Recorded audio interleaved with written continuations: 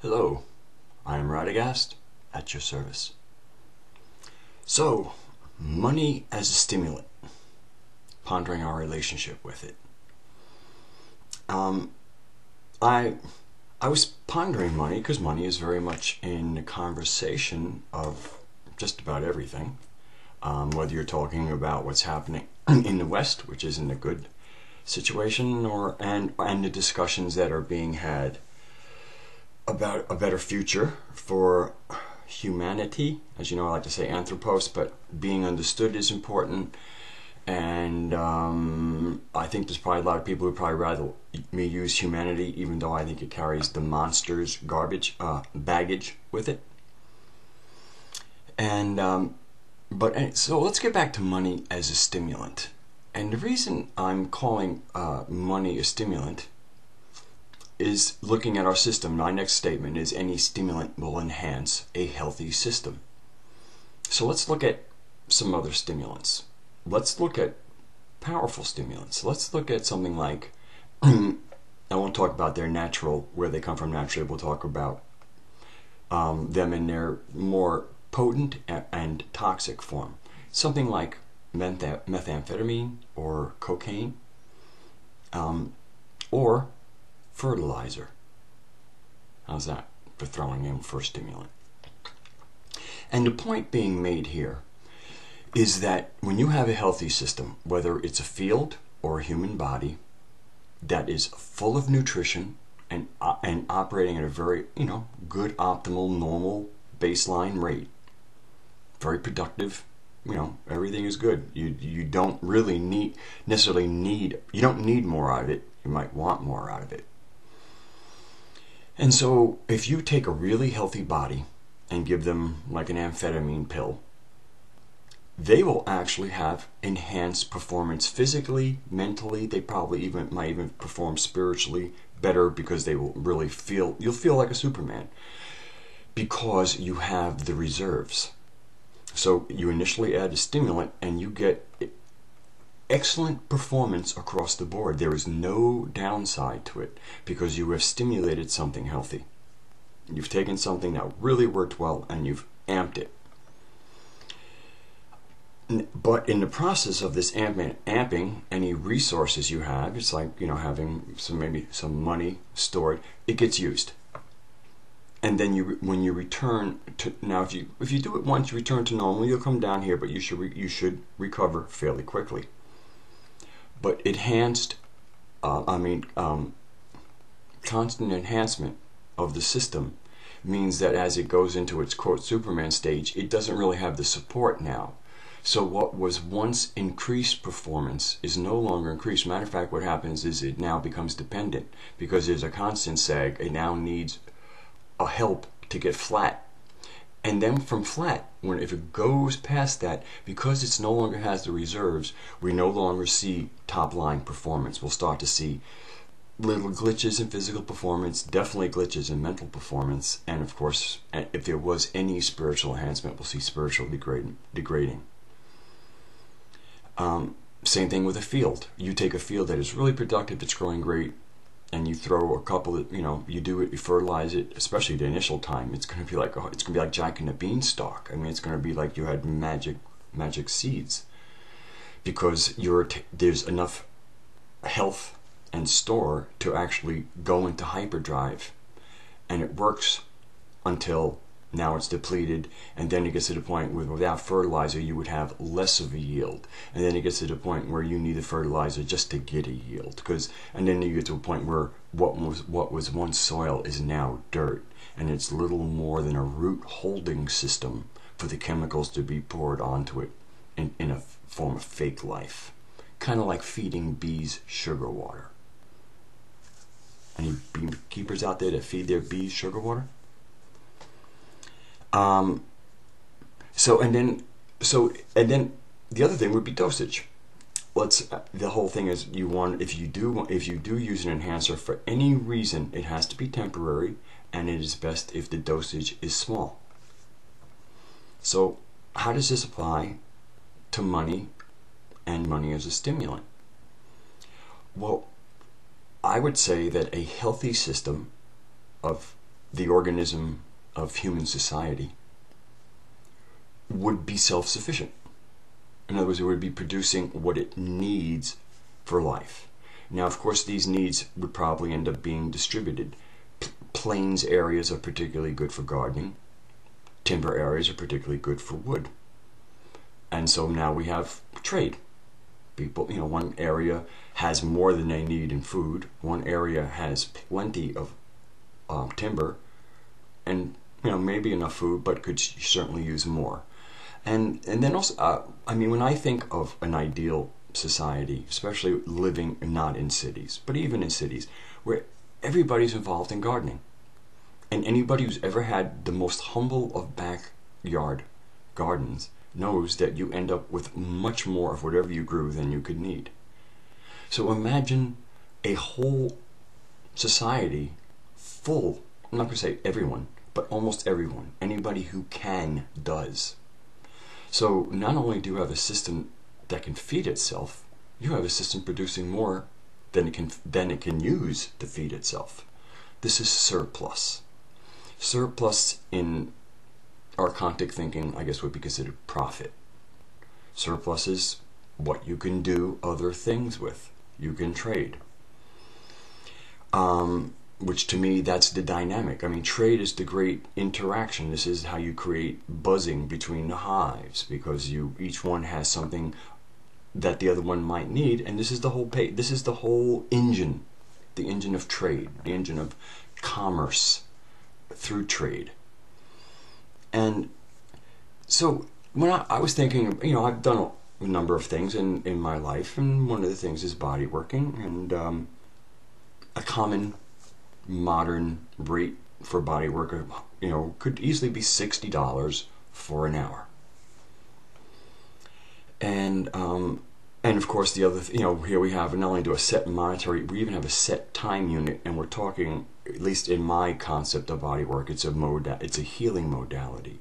So a treatment would really be based on what could be accomplished at any given thing. What is it we want to accomplish? Now, some people think of body work also as massage, relaxation, and I would put that under massage, as opposed to body work, which is much more integrative. But of course, touch always has its usually somewhat of a soporific or calming effect. Soporific would make you sleepy. And but I think in a real society where I'm able to be fed and housed and live in community as a part of being alive. It's just, the normal thing. You're on a planet like any animal. You have to have a place to live. So it's based on being able to, because I've heard some people say we deserve free housing. Free house, to me, I think we have the right to be able to construct and live somewhere. As far as somebody building a house and go, oh, here, it's yours, I don't know that's necessarily a deserved thing. Doesn't mean it won't happen. But the whole thing is, in this way, there's priorities, and what is our right as sovereigns. And for me, the sovereign right is, let me have access to what's local to me.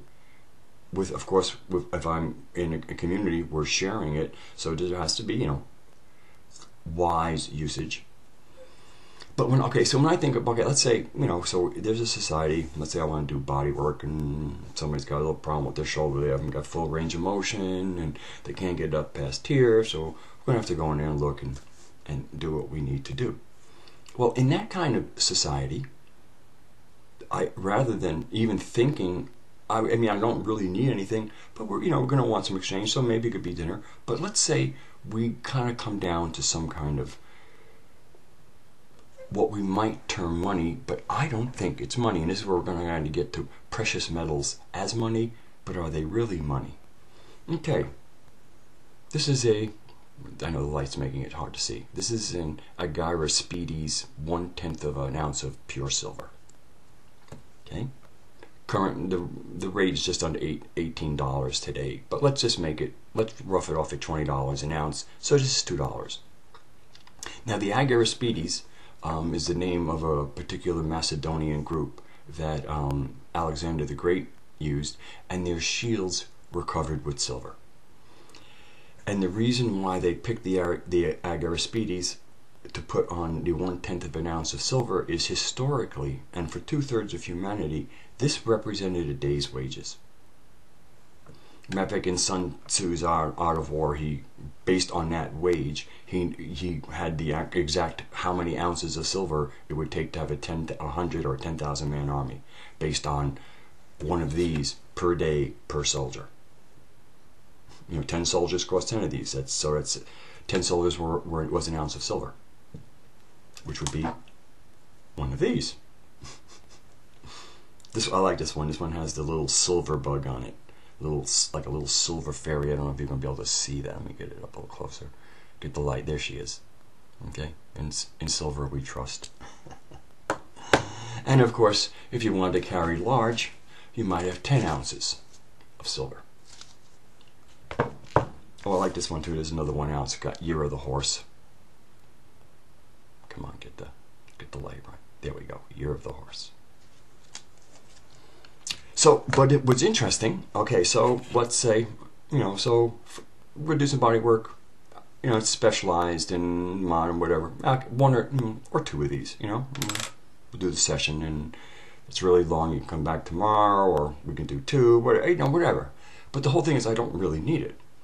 So what are you going to do with this? Well, here's an interesting thing I made in 1988.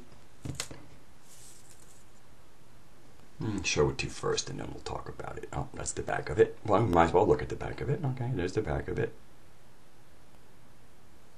Stop moving, I guess the camera could focus. Okay. All right, here's the side. You can see a little clasp there. And then in there is kind of it's a light opal. Let me get my finger out of the way. Come on. We're not trying to hypnotize people. Now stop. Okay, so that's an opal in there. And you can see it's kind of like a flat piece of silver. It's a flat piece of silver that was made somewhat cylindrical, and then the opal was laid in there, was closed around. What I had is I had a little, my father used to work selling precious metals, industrial, but he had brought me a little piece of silver wire. That was, I guess, about an 8 or 10 gauge, so it was fairly thick. And what I had done, what you're seeing here, is I took that wire, I think I cut a piece off, and I hammered it out. And I hammered out like the top, so it would be flatter, which I curved into the piece that this is going through. And then I flattened out the bottom more of a spoon shape that I stuck the oval in, and then I wrapped the silver around it. So this is from a piece of silver wire. So now what it comes to, so again, we're back to a society where people actually make things and have skills. So I mean, one of the things I like about, obviously I made myself some silver, but very crude, but it's from 1988. It's held up. And so if you have silver, I mean, imagine having a silversmith in your area, but he's not just a silversmith. He can melt things down, pour them into molds, make you a nice ring. One that's open so you can stick your favorite stone in there, but there might be a lapidarist nearby. I can file it down, get in there. I mean, like I have stones all around me. I mean, most of my small ones are here is a nice little piece of rose quartz, and then I have, over here I have a little, some amethyst, and I got amethyst up there. I got stones all over the place.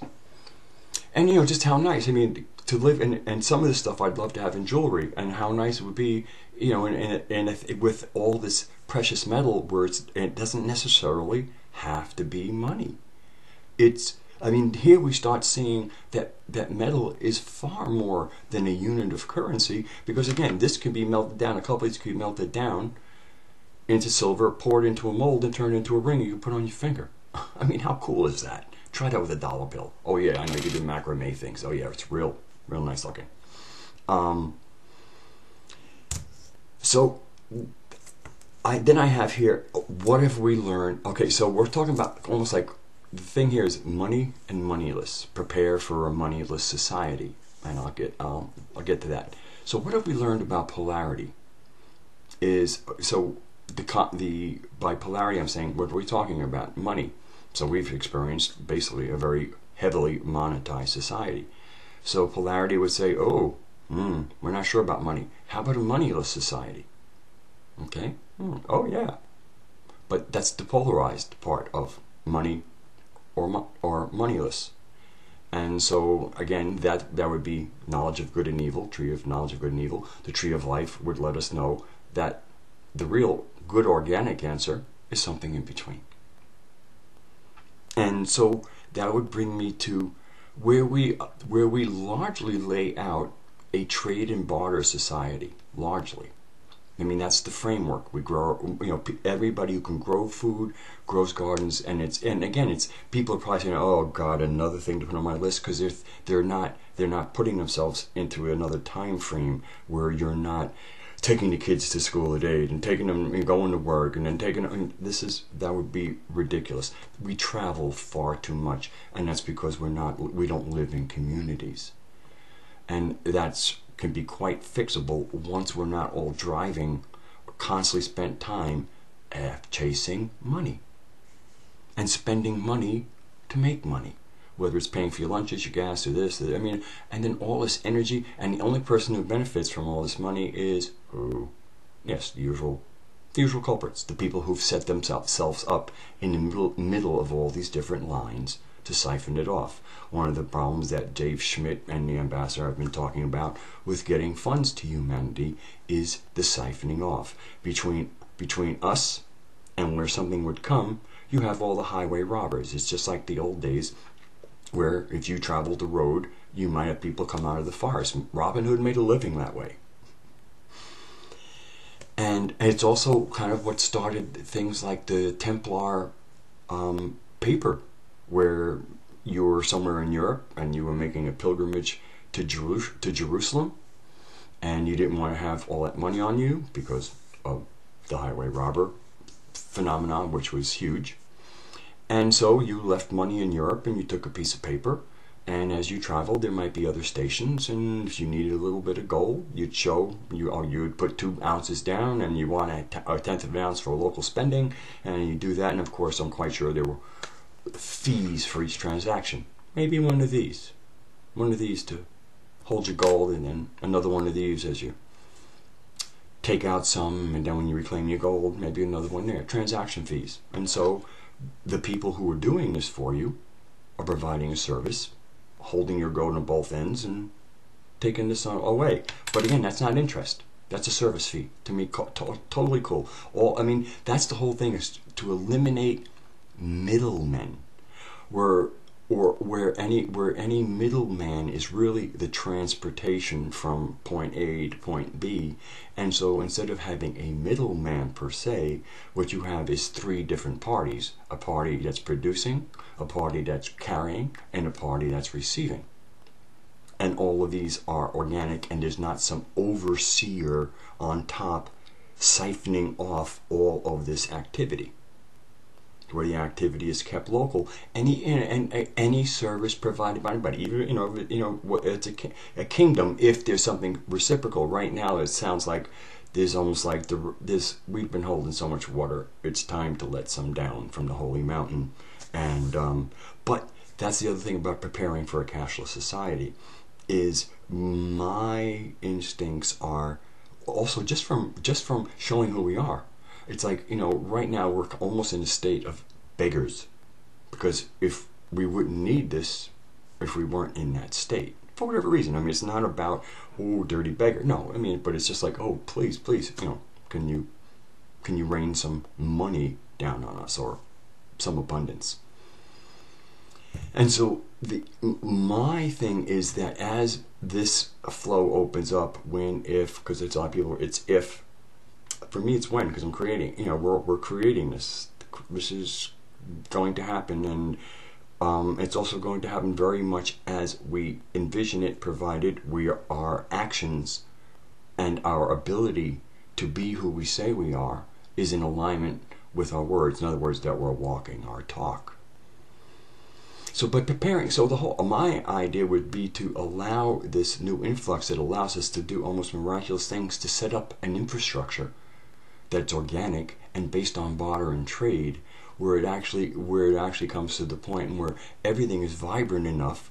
There is some silver and gold floating through the service, and we use it in nice organic ways in any number, whatever it stimulates occasionally. And of course, there's also the motivation factor, and motivation is a form of stimulant.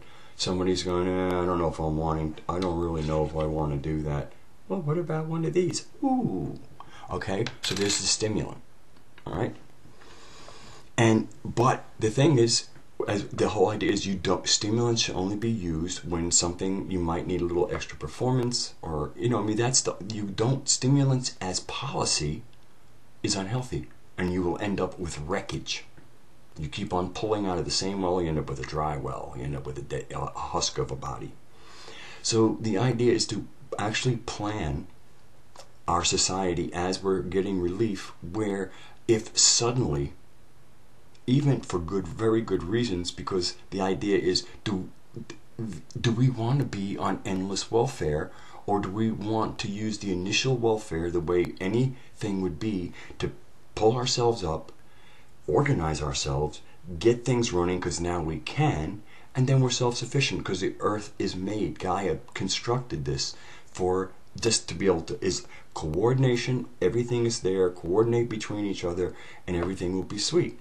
Only greedy people would want wars because they want to control it. Another thing is sometimes you had war. You had a bunch of guys who didn't have any skills, or not enough of them had skills, but they had a lot of brutes, and there was a little village. So it's just like, well, we got nothing to trade, but we can hammer the shit out of them and take it.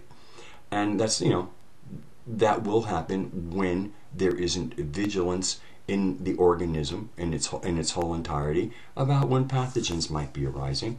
And then to be ready, either deal with them or to be, to not be caught off guard. So when it comes, it could be a game. And this, okay, now get ready, prepare, that's it, prepare as we're thinking. This is, because it hasn't come yet, but you want to be ready for when it does come.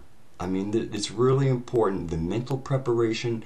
I mean, we've all been pointing at what's wrong and haven't really applied ourselves to what's right. And with this possibility, with the ambassador's story becoming true, if his story becomes true, there is a real mental preparation. And I would really like for us to show up great, as the saying is, to show, now you're like, oh boy, I mean, just really, it's like, finally, okay, I don't need to sweat it. Now we can be creative, because our time is not taken up. Now we can apply ourselves.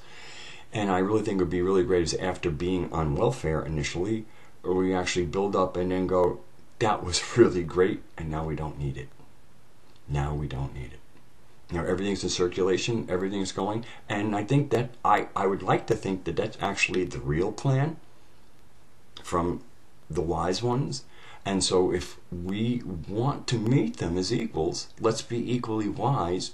And it's not like, oh, we figured out your plan. No, we're pulling from the same wisdom. Wisdom will tell you the same thing. I mean, for me, Gaia is the source of wisdom. It's the source of compassion, love, agape love, not, and although the other loves are obviously her gifts too, but they can get tricky. So from wisdom, the plan, if you're coming from that place, you have the same basic outlay. And so the whole thing is, the moment this starts, we start building the society that is not going to need welfare. And I think, that works, because that also, again, about being wise is part of testing people, and this is part of why there's darkness. The darkness is our tester. Okay, what we think of evil is if you could get to a cosmic point of view, if you can get into gnosis and look at what we call good and evil, you're going to see the dynamic that's created there, and also it's like when any new organism arises of anything, whether it's an organization, a concept, a rock and roll band, a society, a person. There is at one part of it that wants to test itself. I mean, do you ever get like a new tool and you want to see how hard it is, or a new knife, you want to see how sharp it is? You want to test it. You actually, and the testing might take some kind of what looks like violence or destruction. The whole testing process is to see what damage you can do to it. because you want it, because the real thing is that it has been designed that it can take all these bruises and self-repair and get on with it. And so in many ways, evil, or the darkness, well, let's say evil, okay? Because darkness has a richer metaphor to it. The perception of evil is like kind of this antagonistic thing that almost like, you build something and you say, oh, this is sturdy. And it comes over and it blows, like with the three pigs, the two houses were kind of inferior to wolf breath. But, the brick house was, or whatever, I think it was brick, was impervious to wolf breath. So the wolf was the evil one, but he was testing which house was the best anti-wolf house. Okay? So these are the things getting interesting. Oh, it's going to be another 30-minute one. All right, let me try to... okay, I'm going to skip it, but I'm going to do the elite, I think, another time. But with good or evil, okay? So basically, from a cosmic perspective, good or evil is really defined by what we like to experience and what we don't like to experience. And what we don't like, we call evil or bad, and what we do like, we call good. And there are a lot of things we do like that if we were to really be more honest with ourselves, we would see that it's actually not serving the greater good. It's not serving unity. I don't need to get onto that. So that's another way of of seeing how good and evil is based on perspective, because much of what we call good and evil is whether we like it or not. And I don't want to get into drawing all kinds of examples out, because I think the explanation is, if you go into it and just look at everything you like, and you might occasionally finally go, ooh, that's not for the highest good.